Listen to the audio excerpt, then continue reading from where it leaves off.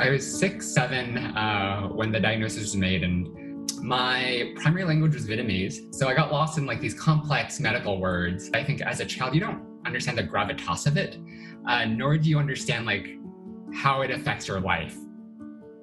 My parents were pretty confused about the whole thing. I think an F2 at the time, and even now, is a rare and not very well-known genetic disorder. And so they tried to follow up on the literature and read, but it was a lot of confusing things. My mom was the one that was coordinating all my doctor's appointments. She was the one that was really like pushing a lot for my care. And then my dad was also the one like comforting me and really guiding me along. I felt like because of my parents, I had more or less a normal childhood where like the disease was like something that was there, but wasn't something that we always focused on. I think having a very optimistic perspective, especially with dealing with any chronic disease, especially NF2, where things are so unpredictable, realizing that, there are things that we can change and things we can't change. And for the things we can't change, worrying about them, having like a very negative attitude doesn't really help your cause. And so that's more or less the perspective I've tried to carry.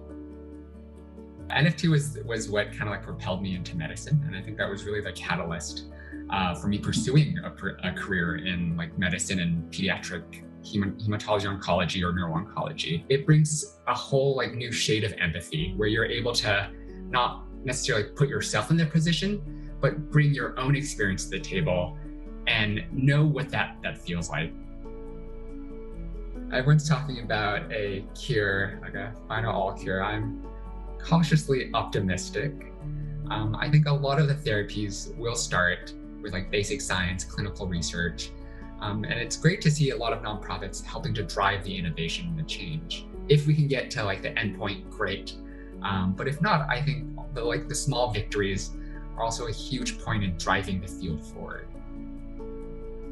I really wish I had known about CTF younger. The family and support is tremendous. That understanding between people who go through the same lived experience was just like tremendous for me.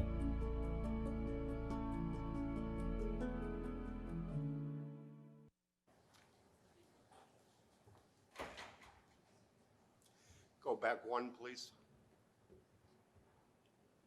One slide back. There you are. Hi, my name is Doug Dillon, and I am the Chief Executive Officer for our firm, Gerald Panis, Lindsay & Partners, headquartered in Chicago. I know I don't look it, but I've been in this work of philanthropy for 33 years. It's a remarkable industry, and I am particularly pleased that I am with all of you here today. It's my understanding that we have in the room board members, and we have volunteers, and we have staff people. I am convinced that this organization will only be as successful as the leadership you attract to it. So today I want to introduce you in a short amount of time, an introduction to Moves Management, what we talk about in Moves Management. And the good thing of it is, folks, it's not just for staff, although staff must be involved. And it's not just for board or volunteers, but board and volunteers need to be involved as well. Well, I talk in terms of philanthropy, a remarkable industry. Think of this for one moment. In the last tax year that they were able to make records for, in fact, the new statistics are coming out just next week for last year. But in 2021, $485 billion was given away in this country. Again, this country has had a lot of recessions. We've had the pandemic. We have had all kinds of other things that have happened that you would have thought would have shaken the economy and had something to do with fundraising and philanthropy, people giving, would have gone down. But since these records were kept in the late 60s, each and every year, philanthropy continues to grow. So that gives you hope, does it not? That people want to give to your organization. You can see here how it breaks down in terms of where these dollars come from. You know, I've been in front of a lot of boards and a lot of volunteers, and without showing this slide, I asked the question, of the $485 billion given away, where did it come from? And people will raise their hand and they'll say, oh, it must be at least 50 or 60% come from corporations. And other people will say, no, it must be from foundations who are in the business of giving money away. But as you can see, only 4% of all the dollars given away in this country last year was given by corporations. An additional 9% was given by bequest, those who have passed on and left organizations in their will, and of course, 19%, nearly 20%, came from foundations that are in the business of giving money away. But folks, the vast majority of the giving in the United States is given by individuals. And I don't believe it's going to be any different from you. What we need is people whose lives have been saved and changed by your good work are wanting to continue to give so that this disease may be conquered, so that people's lives will be better than they are today because of what you're doing. But I also want to be able to show you this second pie chart to have you understand where the $485 billion is going to. And it is going to research, and it is going to a vast array of organizations. You know, not to date myself, but when I first got in this business, 65% of all the giving in the United States was given to religion and the works of religion. But today it is much different. And people are giving to healthcare, and they are giving to research, and they are giving to saving and changing lives. But I wanted to remind you as we start today that this is what the remarkable industry says. Now, I need to ask you this question, and Michelle, I'll probably pick on you if that's okay. And that is, I want you to tell me what percentage of your major is your philanthropy, what you're raising yearly coming from major gifts. Can you give me an approximate percentage? About 8%? 80%. Then you're doing very, very well. Folks, the lifeblood of your organization is major gifts. And I understand that when it comes to Children's Tumor Foundation, that a major gift definition is about $5,000 or more a gift. Folks, when you talk in terms of $5,000, that's fine. And I think every organization needs to have a definition of what a major gift is. But I can tell you this business of philanthropy is a personal business. And every single person, in fact, I have a definition of a major gift. And this is it. A major gift is a stop and think about gift. Let me explain. If I go home tomorrow on Saturday and I decide to mow my lawn, and my neighbor comes up to me and So I shut the mower off and he says to me, Doug, I don't know if you know it, but I'm involved with, excuse me, with the local library. And we're doing a little fundraising program. And I'm asking all the neighbors if they would think about buying a $100 ticket to the gala we're going to have. Now, folks, I may or may not give that gift of $100, but it really isn't a stop and think about gift. If I want to, I can go into my house, I can get my checkbook, and I can write a $100 check. But if that same neighbor comes to me and says, Doug, I want to talk to you, can we sit down? Because I'm involved with an organization that is really helping to save and change lives. I'm on the board, and I have chosen to be on the board because they make such a significant difference. I'm wondering, Doug, in fact, I want to tell you something just in confidence. I've decided that I'm going to give a total of $25,000 over the next 5 years. $5,000 a year for the next 5 years. And he says to me, Doug, I was hoping you would join me at that level. Would you consider a gift of that kind of magnitude?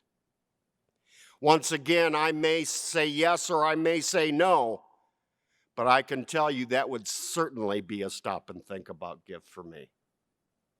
So when we talk about the individuals who are giving to you annually and giving significant dollars, we need to ask ourselves the question, what is a stop and think about gift for these individuals? And it will be different for every single individual. But that's the question we must ask. Don't tell me how much you think they'll give. What could they give if properly motivated and asked by the right person at the right time for the right gift? What could they give? 80% of your dollars is coming from major gifts. Folks, I am telling you that the most successful foundations I'm aware of is right in that neighborhood of 80% or more coming from major gifts. And by the way, it doesn't mean we don't love the $100 giver. There's room for everyone to give. And we're going to celebrate that gift. And we're going to give people an opportunity to be recognized. But folks, it is those major and planned gifts that are going to make the difference. And we need to give both. Proper planning as we move forward as a foundation promotes possible positive performance. See, if this business is all about the individual, then we need to adhere to being able to talk to each and every individual about why they give, what would they like to give, what would they like to continue to give to, and give them all those opportunities to move forward. CTF should focus on major and planned gifts. Now, I got to tell some of you that we have a saying in our industry, no one lives longer than the widow who put you in her will. So I can assure you that if we begin to raise dollars for planned gifts, we might not see those dollars for a long time. In fact, I tell people who decide to give a planned gift, I say, I just want to assure you, you're going to live a long, long time. But we need to give people an opportunity because it's not just checkbook philanthropy. We need to give people an understanding that because there are so many people out there, I am convinced, whose lives have been saved and changed in such significant ways because of CTF, that they want to do what they can. And so we need to remind people that there are many ways of giving. Appreciated stock, gifts of real estate, putting them in their will to leave a legacy gift to CTF as when they pass from this earth. but a lot of different ways to do that, and we need to remind them as we move forward. So I want to introduce you to Moves Management. What is it? It provides a fail-proof model in your quest to secure major gifts.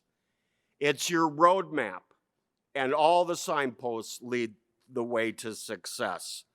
So let me describe what Moves Management is. It is a theory that really began back in the 70s, but it has been mastered by many. And what it is you hear the word Moves Management, and when I was first introduced to it years ago, I thought, boy, Moves Management sounds a lot like manipulation. Manipulating one of the donors to do something that they wouldn't want to do. But then I realized something, folks. I'm not smart enough to talk people out of money they don't want to give. And you know what Moves Management is all about? Is it not moving the donor, but it is moving us as volunteers, as board members, as professional fundraisers towards the donor to meet their needs and what they want to do. We want to help each and every donor with relationships and have them understand the knowledge of CTF. Folks, 90% of the work of fundraising precedes the ask. It's cultivation, it's education. And what we want to be able to do is to provide our donor base with the understanding of exactly who we are and what we're doing, and not only our rich history, but who we are today, and more importantly, who we will be tomorrow as a result of our work. And that is going to take resources in order to do it. We need to find out from every donor the issues that keep him or her from saying yes to a larger gift, saying yes to a first gift to this organization. But we need to find that out, and it's a personal business, and we need to ask those questions. And we need to involve their interest and get them in our institutional hug. Have them understand that if we can get them close and get them involved, I will tell you this from experience. The more donors are involved with your organization, the more they will dig deeper in their pockets with much more conviction because of what you're doing. So we need to get people involved in the best way we can in order for them to understand where we're going. Here are the 10 points to describe Moves Management in a nutshell. First of all, Moves Management is a system for building deep and lifelong affinity and commitment with probable donors. And I like to refer to donors as probable donors. Doesn't that sound a lot better than prospects? We want to talk about probable donors and involve them in our work. It will lead to major gifts, folks. It will lead to an opportunity for donors to give above and beyond what they've ever given before because they understand that it's going to be meaningful. They understand what the outcome will be. And folks, today, I can tell you what has changed in the world of philanthropy is this fact.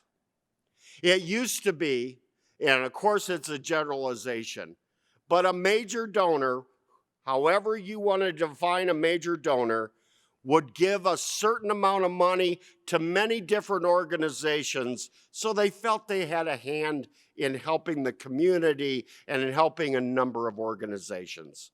But here's what's changing today. Major donors are coming to a point where they want to give larger amounts to fewer organizations so they can have a more meaningful impact on the organizations they choose. I also want to tell you that there are as many people that give to CTF, or reasons why people give to CTF, as are represented in this room today. There are a lot of reasons why people give, but I can tell you the number one reason why people give is because of their belief in your mission. So what we need to be able to do is remind people what our mission is and where we're going from here and how to do that. And the whole idea of moves management is to sit down with people and begin that promise, that opportunity, about how their impact will have a meaningful difference in our organization and for years to come. And that's where we want to go. Each probable donor is assigned a moves manager. And for those of you who are fundraisers in this room, that's you.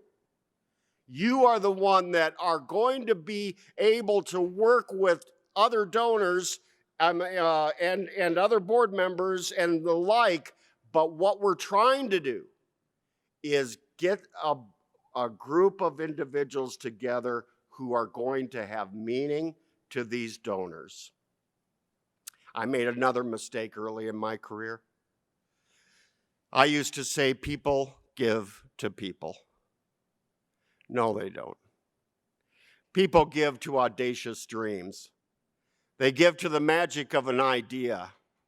They give to saving and changing lives. But I will tell you this.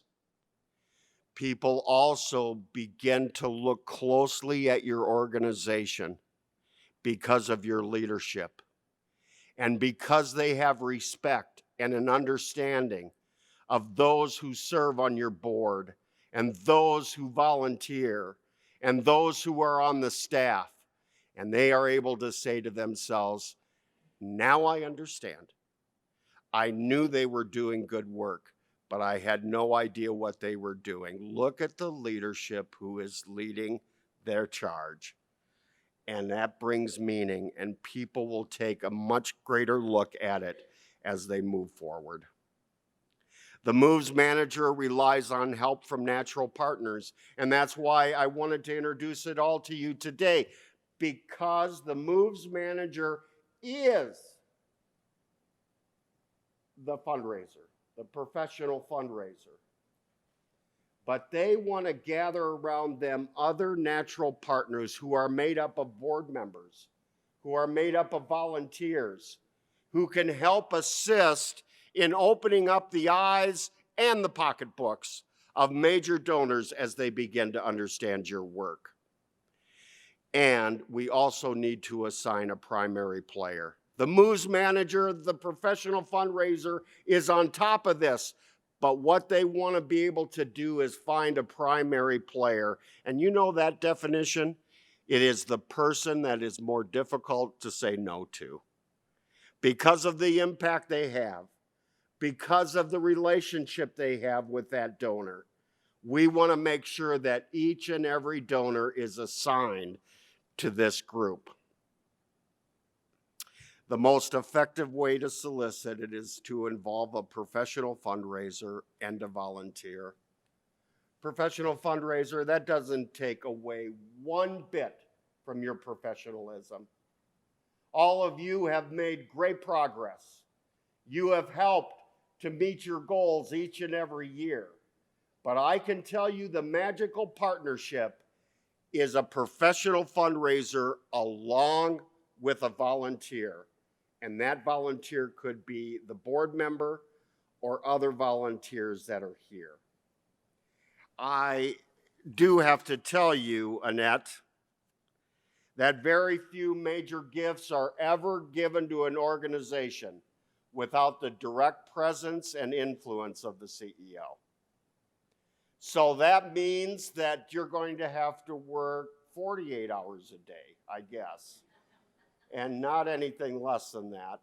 But I will tell you that we need to involve the CEO. If I'm a major donor and you're coming to me with a great plan, a capital campaign, or a campaign for research and being able to knock out this disease, and you come to me and you ask me to consider a gift above and beyond what I've ever done for you before, or what I've done for any other organization, I would expect that the CEO would be in the room to share the vision and the priorities and being able to talk about what this is going to mean. Folks, it isn't a matter of, wouldn't it be nice if CTF could do these next things? No, it is a matter of CTF must do these things if we're going to save and change lives. 2 words define a successful foundation: urgency and momentum. The urgency to say we must do this. We've never been able to do it before, but we must move forward because there are too many people that are afflicted with this disease that lives must be changed. So we must move forward, and that's what we're doing. So the CEO plays a part. And board members, I can't tell you, it amazes me the number of boards I meet with around this country each and every year who give of their talent, who give of their own resources, who make sure that the organization is running.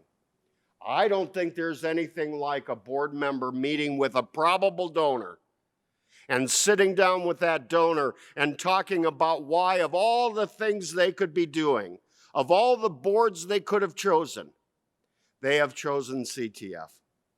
And there's a reason why that is, and to be able to give personal testimony of that.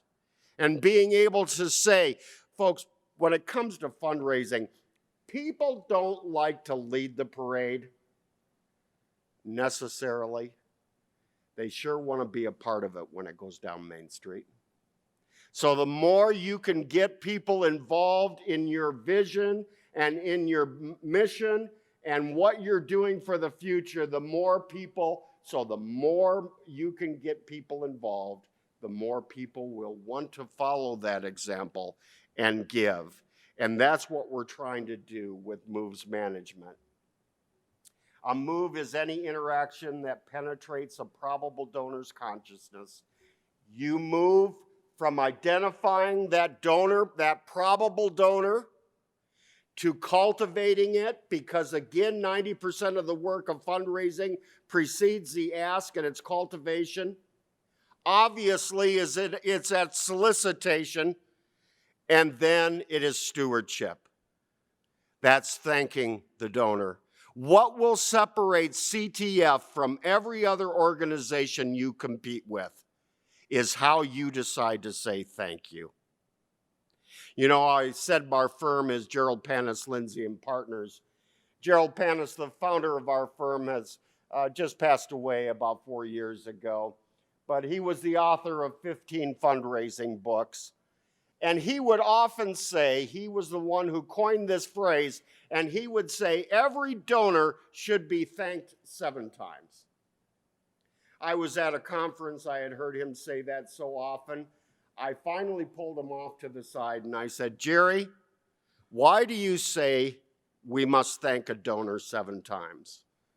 Why couldn't we get away with 6? And how come you didn't say 8?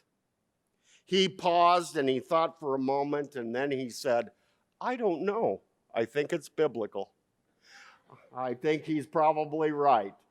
But we do need, and here's what I would advise. It starts with, certainly, with the staff. But I want you to take a look at how you're thanking your donors. Is it being done appropriately? Is it being done with quickly? Every donor, after giving a gift, should be thanked within the first 48 hours. Either by receiving a receipt, thanking them for their gift, or by board and others being involved in calling and thanking donors. There's a whole lot of ways to do it, folks, but stewardship is one of the things after securing the gift, thanking that donor appropriately and properly and with variety, and doing it often. So I encourage you, as you begin to enlarge your fundraising program And that's what I understand. That is your vision and mission for even this year. And of course, beyond. To be able to do that, you need to take a good look at your stewardship program and making sure that it is done in a right way. Each time you make contact with a probable donor, you should have a best and worst case strategy.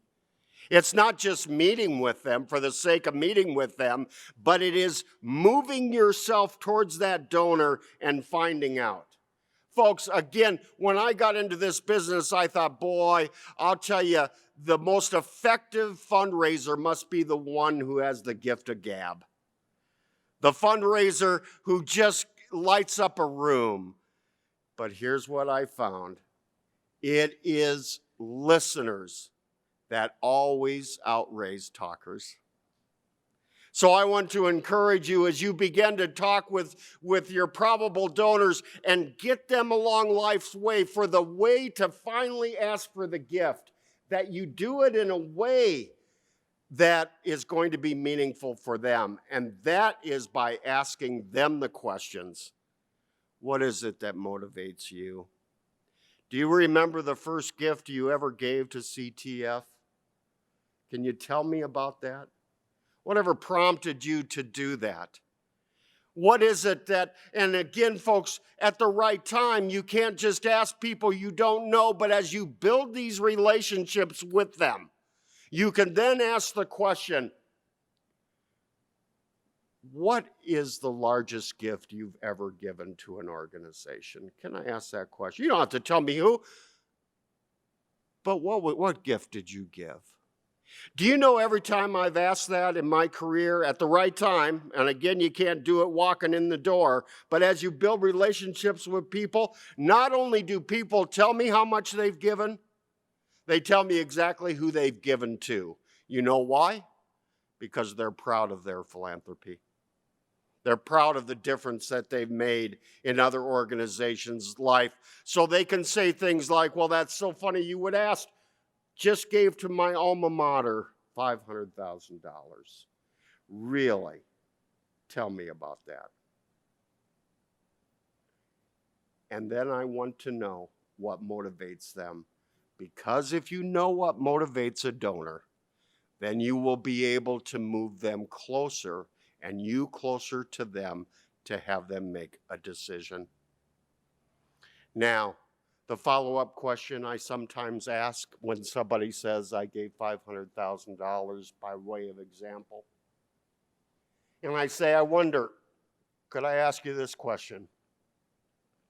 Do you think that the work of CTF would ever meet that criteria for you to consider such a gift for CTF? Now, folks, I got to be honest with you. Sometimes they'll turn to me and say, I don't know what you're smoking. There's no way that I would give that kind of gift.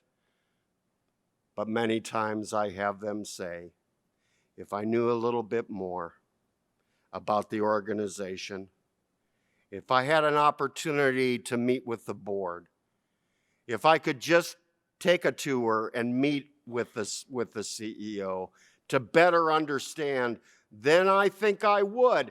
But folks, you don't understand what motivates a donor unless you begin to ask those questions.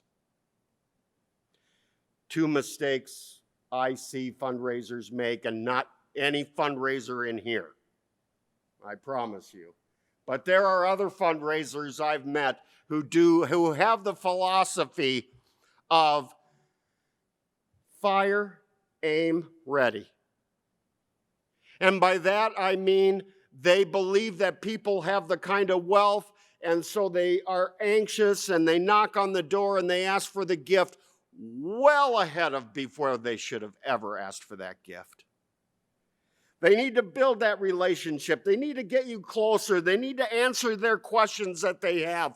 They need to be reminded of how many lives are being changed and saved by the work of CTF. So they need to do that. And if you ask too quickly as I've had a couple major donors say to me, I don't like when an organization treats me like an ATM. Just because I have the resources, they come out and ask me to give some of it up. But here's the other problem with some fundraisers. Again, thank goodness no one in this room. But there are some fundraisers who have this philosophy. Ready, aim, aim, aim, and nobody fires. Folks, there's got to be a time when you ask the donor for the gift in a positive way, in one that is meaningful, in one that will give them an opportunity, but somebody has to ask for that gift. Staff should start small in implementing this process. All of you have portfolios. Fundraisers have portfolios. I don't know if that's 50 or 75 or 100 people, whatever it may be. But this is not building relationships with everybody on your portfolio. This is those 10% of those that are on your probable list. Why do I say 10%?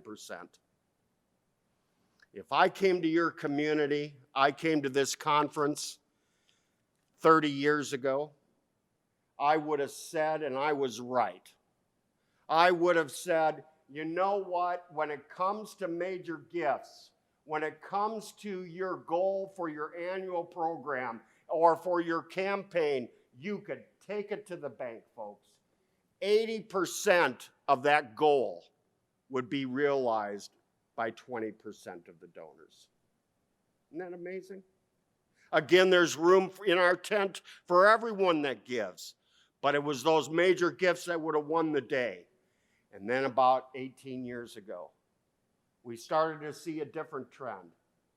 And as you prepare for your campaign that you're thinking about doing at the right time in the right way, all of those things, you keep this in mind.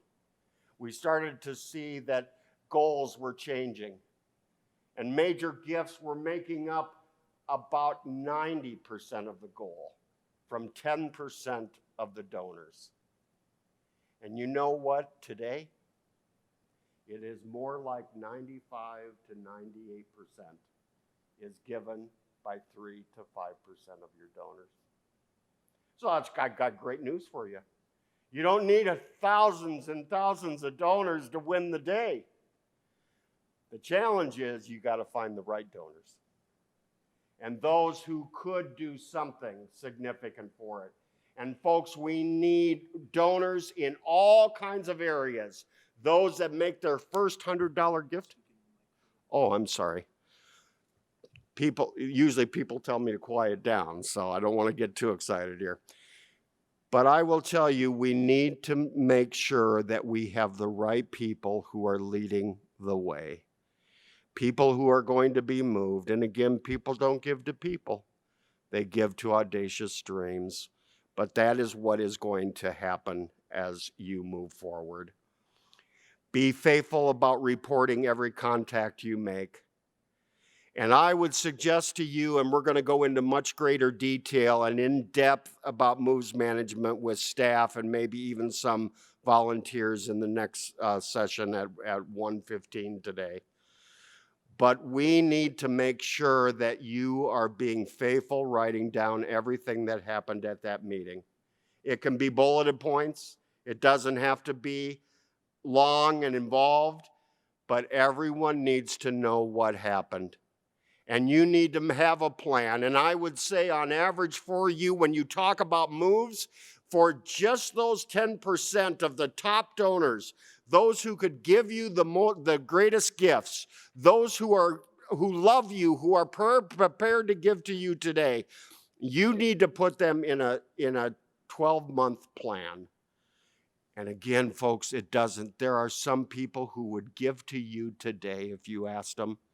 They're that ready and they're ready to go. And the last thing we want to do is say to our probable donors, well, we have what we call moves management and don't give me any money yet because I still have 11 moves to make. We're not going to say that. But we are going to gauge and we are going to build relationships and we are going to listen the gift by making sure that we have the right kind of relationship with the people. Folks, get out the door. We have a little tent card that we hand out at conferences and so forth. In fact, I wish I would have brought them today. And it says on the little tent card that you put on your desk, if I can read this, I'm not doing my job. That means get out the door, begin to meet with people, begin to ask them what they need to know, be able to properly convince them of your work and what you're doing by showing them the facts and how research is making a difference. Defining a move, it advances the relationship with each and every donor closer to a yes. Do you see that you can't do a cookie cutter approach to this? You have got to be able to find out what they need. And each and every person is different. And what motivates them and all the things that we've talked about in this short time today. But I want to remind you, and also that you plan a move that can be measured. Not, I'm going to go play golf with them. Not, I'm going to just pass by their house, knock on the door, and say hi. But what specifically do you want to accomplish with them on that time you're with them once a month? And it doesn't always have to be in person. It can be through Zoom. It can be through letter. It can be through an email. But continually keeping in touch with those few people who could make a significant difference. It should overcome an obstacle, whatever that might be for them. It increases their motivation and it engages decision makers to do that. By the way, folks, I really encourage you to do this and put in your notes. When you meet with your probable donor or your current donors, to try to encourage them and tell them how meaningful it's going to be if they continue to give gifts at a different level, what that will inspire. But you need to make sure that you are including both partners or both the husband and wife or whatever situation that is. Do not make the mistake of saying, well, I only need to talk to her or I only need to talk to him, because most couples make their decision for philanthropy together. And so you need to build the relationship with the family, with the couple, with the partners, whatever it might be, if you're going to be most effective in moving that along. In conclusion, moves management is about time management. It takes time. It takes a lot of endurance in order to do it. But remember this, there are really only 4 types of prospects, probable donors. Those who are ready to make a gift, even today. Those needing some cultivation, but who would consider a major gift in the near future, if some of their questions were answered. Those needing extensive cultivation because they really don't even know who you are, and we need to start from scratch.